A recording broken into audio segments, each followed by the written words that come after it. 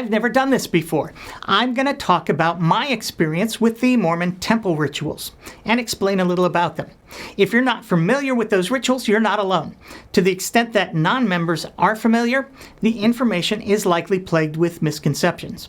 There are 4 Mormon Temple Rituals: baptism for the dead, washing and anointing, the endowment, and sealing. Baptism for the dead is where you get baptized into the Mormon Church for someone who is already well into their dirt nap. This gives them the opportunity in the next life to either accept or reject that baptism, which must be done with a physical body and is required to reach the upper echelons of the Mormon heaven. Mormons don't really have a hell, and that's admirable. But honestly, if you're already in the next life and you're still existing, I don't quite understand why anyone would reject such a thing if that's what it takes to climb Mount Godhood. Seems like a no-brainer to me. But perhaps the brain doesn't survive death.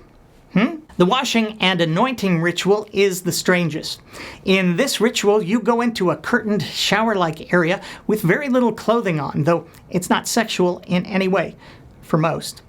There, a worker of your own gender washes your various body parts, the non-filthy ones at least, first with water and then oil, blessing each body part as they go. If I'm remembering correctly, this is also where you get your new name? I have no idea what that's about, but I thought my new name, Moses, made me a badass. Let my peeps go! The endowment is the biggie. This is where you get all the really deep, under-the-radar spiritual enlightenment. Not.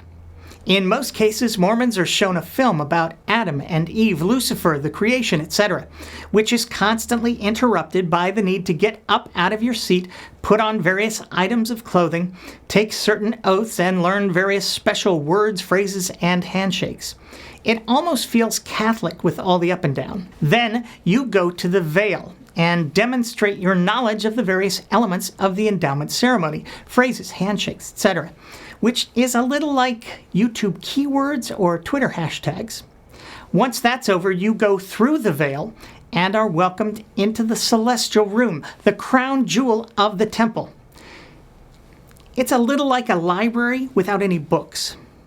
Woohoo! Finally, when you find that certain someone to love, so long as they're of the opposite gender, you can be sealed to that person for time and all eternity, what Mormons call eternal or celestial marriage.